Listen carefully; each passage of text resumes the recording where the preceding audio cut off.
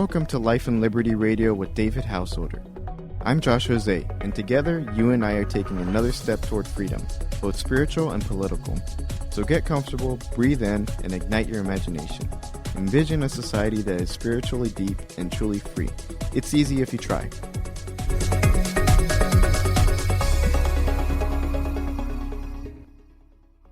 Prop 8 in California and DOMA federal had to do with gay marriage and the gay marriage issue, marriage equality, traditional marriage, that whole issue. And I'm not going to talk about the issue right now.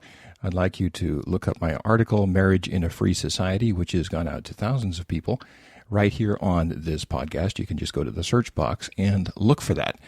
I talk all about how I feel about that, but that's not the important thing right now. What's really important, perhaps even more important than how we marry in this country, is what happened in the courts. And whether you are for what's so-called marriage equality or traditional marriage or whatever you're for or against doesn't really matter, because all Americans should be concerned about what happened in the courts just this last few weeks. Now, Prop 8 was a ballot proposition, and here in California we have a direct democracy system where the people can get a whole bunch of signatures together, and if you get signatures, you can get a measure on the ballot, and these measures have legislative capacity, so we can actually put an amendment to the California Constitution to direct vote. This is a long tradition in California. It works well. And it's just kind of a part of who we are. You've heard of Prop 13, which was the big property tax thing. We've made history with these propositions, these ballot initiatives. And what has happened here is that the people of California in Proposition 8 said that we would like to put into our Constitution that marriage is between one man and one woman. So not just a law, a constitutional level law. And that surprised everybody, but it passed, and there it was.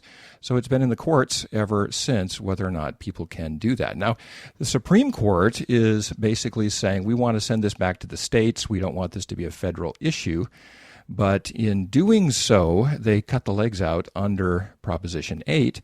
So they're sending it back to the states, but then at the same time saying, and this is so important, the states can't decide.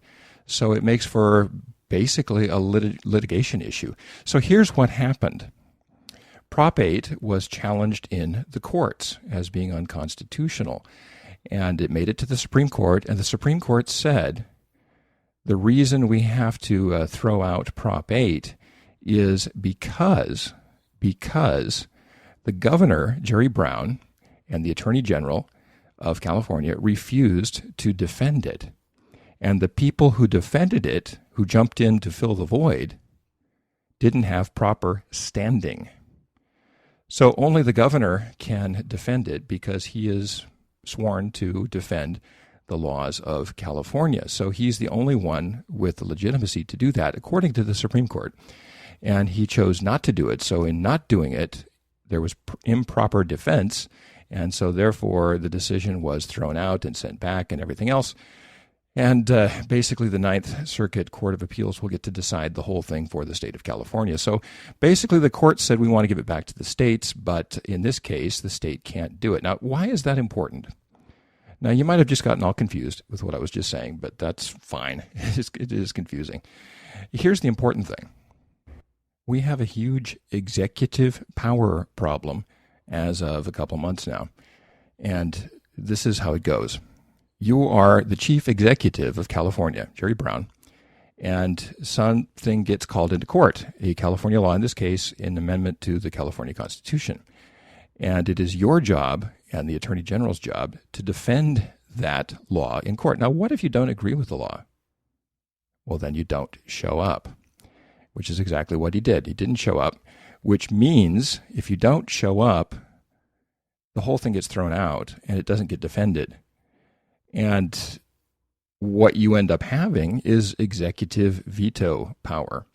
You can basically trash any law. So pick a law, if you're Jerry Brown, a law in the California Constitution you don't like. Anything.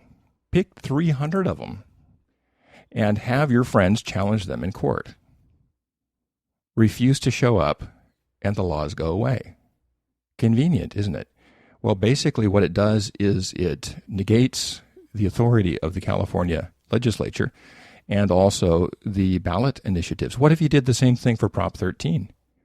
I don't like Prop 13. I don't like the fact that it limits taxes on property. So what I'm going to do is I'm going to have people all around the court challenge it, and I won't show up.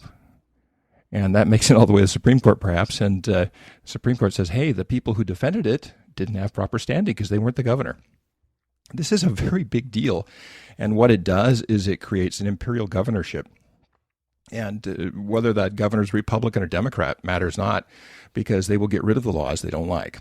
Now, you say, well, that's just the state of California, but look at the United States.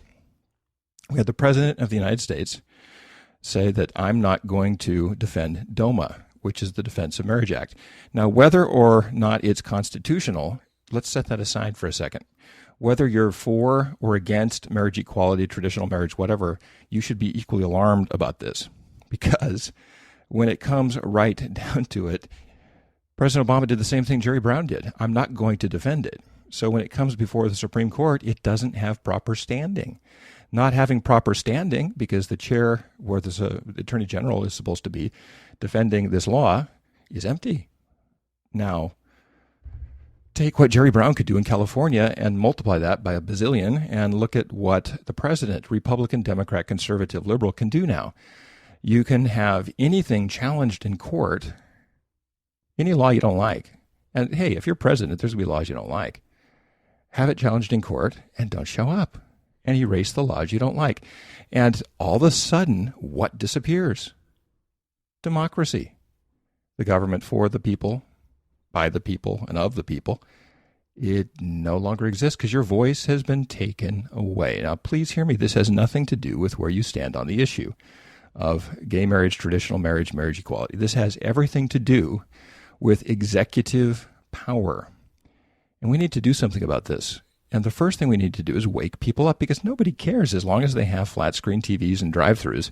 They're happy, fat and happy. Well, we have to get away from that, and we have to help people care, help people see what the issue is here. Walk them through what I've just told you. Basically, the executive in California and the executive in the United States have taken over. And it's not just them, it's the people who come after them. They're setting a precedent here of what I call law erasure by fiat. And this is going to happen lots more. You heard it here first on Life and Liberty.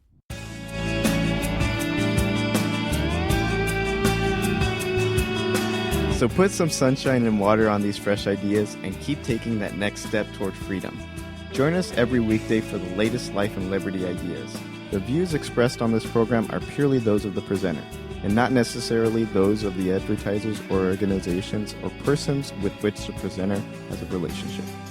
Please click on the Amazon banner at the top of the Life and Liberty page, and consider doing all your online shopping through this portal. See you tomorrow.